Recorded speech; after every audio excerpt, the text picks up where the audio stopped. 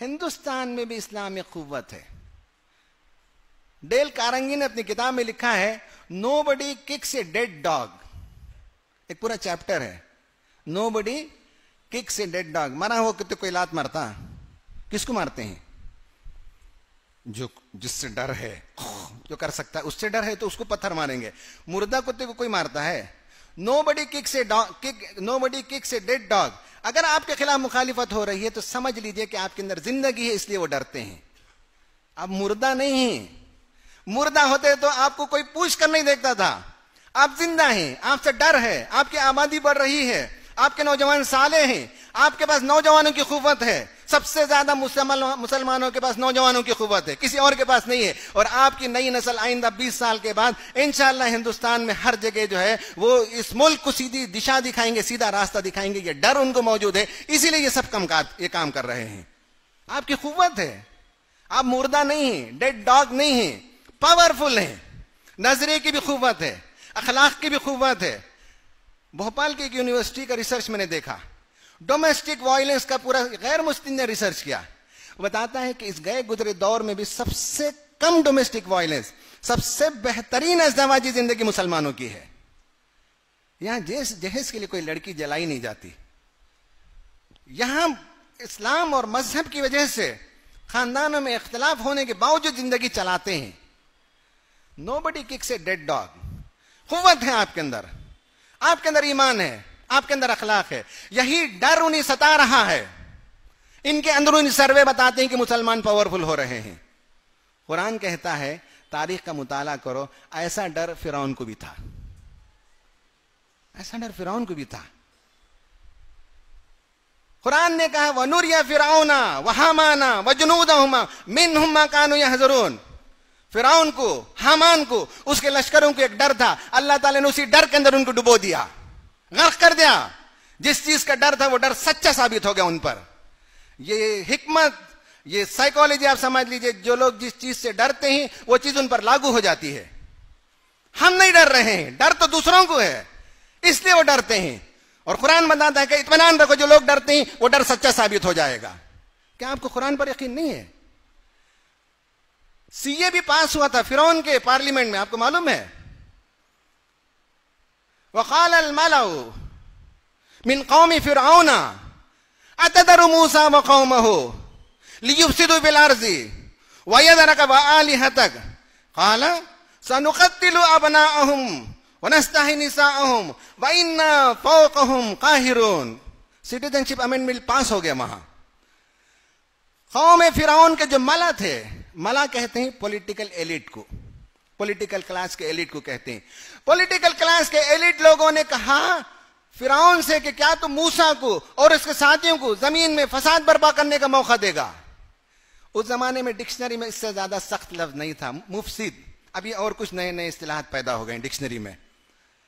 कहा कि ये फसाद मचाते हैं। फसाद क्या है? तौहीद की दावत देना इनके नजदीक फसाद है, अमन की दावत देना इनके नजदीक फसाद है, इक्वालिटी की दावत देना इनके नजदीक फसाद है। और फिरौन, हर जमाने की फिरौन को यह बात पसंद नहीं है कि सब इंसानों को बराबर रखकर देखा जाए।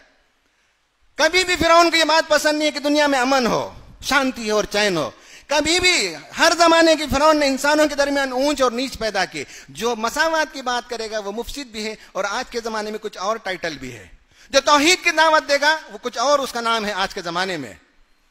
और कहा कि ये लोग वयदरा का, तुझे वोट नहीं देते, ये लोग तुझे नहीं मानते, तेरी सरदारी को तस्लीम नहीं करता। वयदरा का व आलिहतक। और हर जमाने का हर फिरौन एक मसनूई खुदा बनाता है, उसकी जय पुकारता है, उसके मंदिर बनाने की बात करता है, उसके लिए मुहिम चलाता है, उसके जरिए से उनकी कुर्सी बाकी रहती है। अगर वह इलाह ना हो तो ये कुर्सी नहीं है।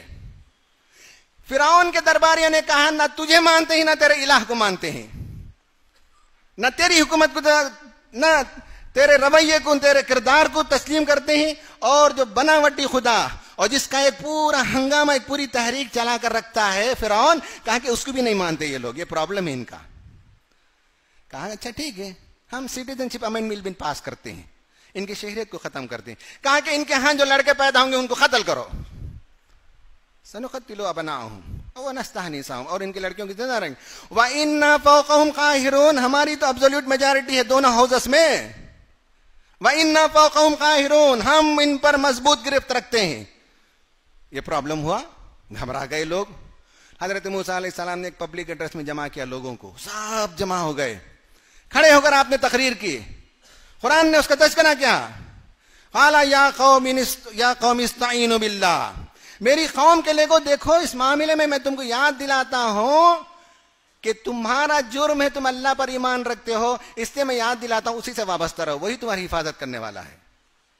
कोई तुम्हारी हिफाजत नहीं करेगा। इस मौजू पर लिप सर्विस भी देने के लिए तैयार नहीं होंगे लोग। तुम्हें जिस काम के लिए सताया जाता है वो तौहीद की वजह से है, वो खुदा से वाबस्तगी के नतीजे में है, उससे वाबस्ता हो जाओ। कोई तुम्हारा बाल बेका नहीं कर सकता, कोई तुम्हारा नुकसान नहीं पहुंचा सकता। दूसरा कहा कि वस्बिरू, अपने मौकिफ पर डटे रहो, मौकिफ से नहीं हटना। आज देख रहे हैं कि बहुत से लोगों के पैर फिसल रहे हैं, मौकिफ से हट रहे हैं। नहीं, हमारा मौकिफ है कि हम हिंदुस्तानी हैं, हम हिंदुस्तानी रहेंगे, हम हिंदुस्तानी मरेंगे। हमारी सिटीजनशिप पर कोई सवाल नहीं उठा सकता। हमारी सिटीजनशिप कोई देने वाला नहीं, किसी का सदका नहीं है। किसी माई के लाल के अंदर यह हिम्मत नहीं कि हमारी सिटीजनशिप पर क्वेश्चन करे और हमसे पूछे कि डॉक्यूमेंट दिखाओ। हम तो क्या, हमारे वजीर आजम अपनी तालीम का सर्टिफिकेट नहीं दिखा सकते। हमसे पूछा जाता है पेपर दिखाओ, बताओ तुम्हारे जो इससे पहले एजुकेशन मिनिस्टर थे वो 5वीं पढ़े हुए थे, बता दें वो अपना सर्टिफिकेट। जब ये लोग अपना सर्टिफिकेट नहीं दिखा सकते तो आप क्यों घबराते हैं? हमसे सर्टिफिकेट पूछा जाएगा, हमारी शहरियत पर सवाल होगा? बिल्कुल नहीं होगा।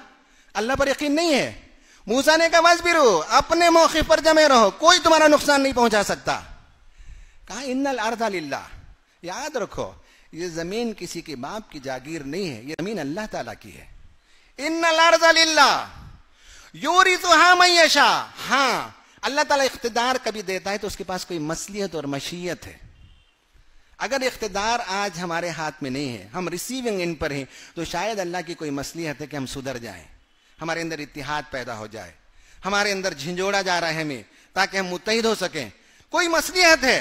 लेकिन कहा वल आक़िबतु लिल मुत्तक़ीन, अगर तक़वा पर कायम रहो तो अंजाम कार तुम्हारा ही अच्छा होने वाला है। भाई हम डरते हैं बातिल से। दुनिया की जालिम कौमों की तारीख देख लीजिए, 50, 60, 70 साल से ज्यादा दुनिया में वो ठहर नहीं सके। आपने तो 800 साल हुकूमत की, आपने तो दुनिया में 1200 बरस तक हुकूमत की। रशिया को देख लीजिए, जुल्म के बलबूते पर आया, अपनी मौत आप मर गया 70 साल के अंदर। हिटलर को देखिए कि वो किस तरह से जुल्म के जरिए से इख्तिदार पर आया और अपनी मौत आप मरा, खुदकुशी कर गया। जापान को देखिए कि किस तरह से जालिमाना रवैया इख्तियार किया और उस पर हिरोशिमा और नागासाकी में जब बमबारी हुई तो उसके बाद उसकी पूरी काया पलट गई, उसकी पूरी जिंदगी बदल गई। आप तारीख उठाकर देख लीजिए, जिन लोगों ने जुल्म की बुनियाद पर हुकूमतें की, जिन्होंने जुल्म को रवा रखा, 50, 60, 70 साल से ज्यादा जिंदा नहीं रह सके लोग। कुरान कहता है वमथलु कलिमतिन खबीसतिन कशजरति खबीसतिन इज्तुस्सत मिनल अर्ज़ि मा लहा मिन क़रार। कहा कि कलिमा खबीसा, खुदरो पौधे के मानी जिसकी जड़ें मजबूत नहीं होती, वो आसानी से उखाड़ फेंक दिया जा सकता है, बशर्ते के उखाड़ फेंकने वाले हाथ मौजूद हों। कुरान पर यकीन नहीं हमको। कलिमा खबीसा, जुल्म का आइडिया, जुल्म की आइडियोलॉजी, बातिल की आइडियोलॉजी, कुरान कहता है कि ये खुदरो पौधे के मानिंदी, जिसे सिबात नहीं है, जिसकी जड़ें मजबूत नहीं है, जो बस उखाड़े जाने के इंतजार में, जो कचरे पर, गुड़ पर उगने वाला पौधा होता है, ये सब कचरा है जो दुनिया के सामने फेंका जा रहा है। ये सब गिलाजत है, ये सब सड़ांड है जो फेंका जा रहा है, नफरत की बू फैलाई जा रही है। आप समझते हैं कि इससे कायनात के अंदर कोई फलाह और बहबूदी का काम होगा और अल्लाह ताला की सुन्नत में इनको करार मिलेगा? नहीं मिलता है। कुरान कहता है नहीं हो सकता इसको। कलिमा तय्यबा जो अल्लाह ताला का कलिमा है, उसकी बुनियाद पर काम करो तो उसी को सिबात है। अलम तरा कैफ़ ज़रबल्लाहु मसलन कलिमतन तय्यबतन कशजरतिन तय्यबा अस्लुहा साबितुन व फरूहा फिस समा। मोमिन की मिसाल ये है, उसकी जड़ें मजबूत है, उसका ईमान, उसका अकीदा, उसकी फिलॉसफी, उसका आइडिया, उसका विजन, एवरीथिंग क्लियर है और समाज के लिए मुफीद है, फैलाया हुआ है अपने दरख्त के शाखों को। व तुअती उकुलहा कुल्ल हीनिन बिइज़्नि रब्बिहा, हर फ्रूट साल में एक बार आता है, फनस एक बार आता है, आम एक बार आता है, मऊज शायद 2 बार आता हो, लेकिन मोमिन जो है हर सेकंड फल देने वाला दरख्त है। भलाई ही भलाई है, उम्मीद ही उम्मीद है, उससे खैर ही खैर है। कुरान हमको कहता है कि तुम डरते हो, जो लोग डर रहे हैं उनका डर उनको ले डूबेगा। जो जुल्म की खेती खींचते हैं वो पौधे उखड़ जाएंगे। कुरान हमको बताता है, मूसा अलैहिस्सलाम की तकरीर हमें बताती है, बशर्ते कि तुम ये करो ये करो ये करो, बताया गया।